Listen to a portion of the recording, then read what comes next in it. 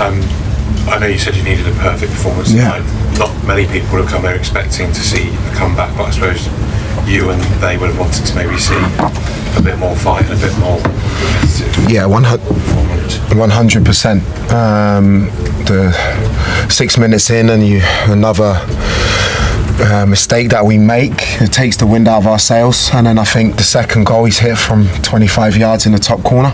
And when you go 2 goals down so early and 5 goals down on aggregate, it's really, really difficult evening. We wanted to obviously put up more of a fight than what we did. Credit to PSG, their possession play was really, really top in the game, and over the 2 legs they deserve to go through. How do you ensure that this last week doesn't have a serious impact on the end of the season? Yeah, it has to. That's my job. How I go about that is how we always go about it. We need to be resilient. We need to make sure we go to Everton with an organisation, with a freshness and an intensity in our team, because we want to be in this competition next season. And if we perform how I know we can get there without the individual mistakes that we're making at the moment. Nizar? Ali, I wanted to go into that. You took off João Pedro and Palmer in 15 minutes, something like that. Is that sort of an admission that players are a bit tired at the minute? I think it's not just an admission. It's a reality of where the group are. They've played over 100 games in 18 months. They've had no break in terms of the international games, the travelling that, say, João Pedro, Enzo Fernandez and Moises Caicedo do to South America. It's not an excuse.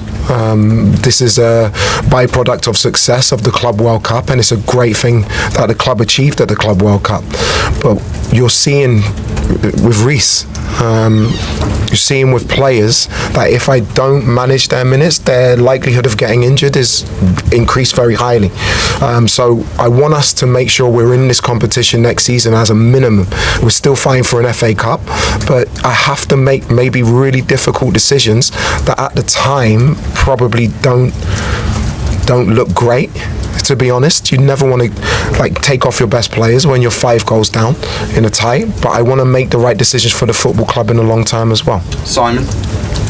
Ali, it's obviously been a tough sort of week for you as well, sort of in terms of 3 defeats. Is it important it doesn't affect your confidence in terms of your methods are working and can work? This is football. Excuse me, I lost my voice shouting, not at the players after the game, but during the game. This is football, and moments can change the flow of things. So 2.25 games ago, we're away in Paris, coming off the back of Aston Villa, a very good performance, 2-2 in the game, but we don't take care of the moments, we switch off. What I have to do is make sure that we get that back on track, and that comes from not making mistakes or errors, and that's something that me and my staff have already spoken about now, we'll speak about tomorrow, and make sure that we go into the Everton game in a really positive frame of mind. And just quickly, there's a quote that's just sort of emerged from ESPN Argentina, appreciate you may not have seen it. Enzo Fernandez asked about his future, and he's sort of saying, I don't know if I'll still be here next season. Is that a conversation you're going to have with him? Well, firstly, I haven't seen that. It's hard for me to speak on speculation so after a game, and I need to focus right now on the most important things, which is making sure we get a result against Everton on Saturday. Japtej? Hi Liam, it's been 3 years since Chelsea were last at this stage of the Champions League in the round of 16. Is there any worry for you that it could be as long until the next time? No worries at all. It's a fantastic competition, and it's a competition that this club deserves to be in and deserve to compete in, and my job along with the club and the players is to make sure we're there every year competing for trophies. And this is the level that Chelsea, as you said, need to be at. Over last week's game and this game, you must have learnt a lot about the players, perhaps who can handle it, who can't. What exactly are your main takeaways? I'm learning all the time. It's my job is to assess the group all of the time.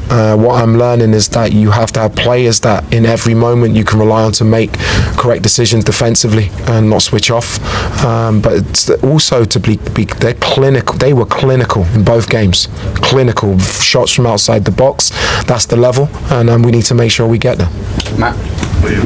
The fans at the start of the game really tried to encourage the players and encourage the team. But then as the match went on, there was chanting for Roman Abramovich, there was booing of your substitutions that you just explained. Is there any concern about moving forward, about the relationship with the fans and the players and the squad?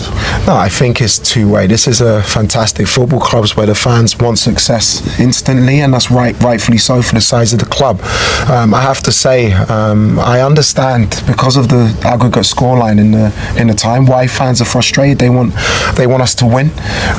So I completely get it, and I understood that before I came in. I also want to make them happy and give them the nights they deserve, not just me but us as a group, as a team, and that was a really, really difficult one to take because of the manner in which we went out this evening. Okay, we'll do three more. Dom, Peter and then Gary. Just here please. Dom, go on, off you go. Liam, you referenced it there when you explained about PSG being clinical across the two legs. They've scored two fantastic goals, for example, with excellent strikes from range. But what specifically, good teams can do that to you, but what do you think specifically your team maybe didn't do tonight besides that? No, I think football is about flow and momentum. And if you give the opposition flow and momentum without them having to work so hard, they get more confident. So if I look back, I've already watched some of the game back. The first 6 minutes, we're in the game, we set play, we're in their half of the pitch, and then they score out of. And I know that Mamadou's a great young player. These are things that you have to ride, but you have to learn from. We make a mistake, it's an individual error. There's nothing tactical, and Kvaratskhelia, because he's a top player, he scores. Gives them confidence, gives them a cushion, and Marcola hits one from 25 yards into the top corner. I don't remember having been a shot either side of that. So we have to learn at the top level to be clinical and to make sure we keep the back door shut. We've done neither over the two legs, and that's why we're out of the competition. Peter? Liam, can I ask you about Mamadou and the decision to select him on that side of the pitch, because I'm not sure he's played there before, and then also because it's obviously a difficult night for him, just obviously with the mistake, but also we've learned tonight that the AFCON result's been overturned. Sorry, the AFCON result? It's been that CAF have announced that they've overturned the result of the final of AFCON and given it to Morocco. Sorry, is that something you'll have to speak to him about? Because obviously it's made for a difficult night for him. Yeah, I've been so focused on this, I didn't know that. Mamadou has played in that position for me. And Mamadou's been outstanding in games against PSG, and I felt his experience, his feel of the players would help him.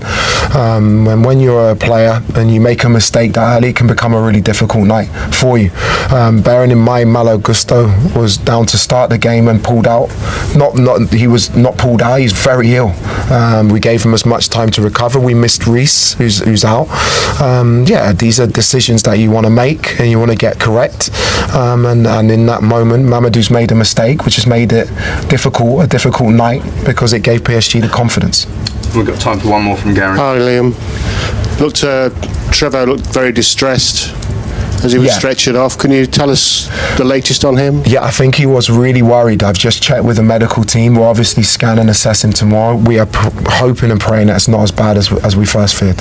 And with Reece, is there an update? Not yet. I'm waiting for the full results of his scan, and hopefully he's back sooner rather than later. Thanks. Super. Thank you. Thanks, guys. Good night.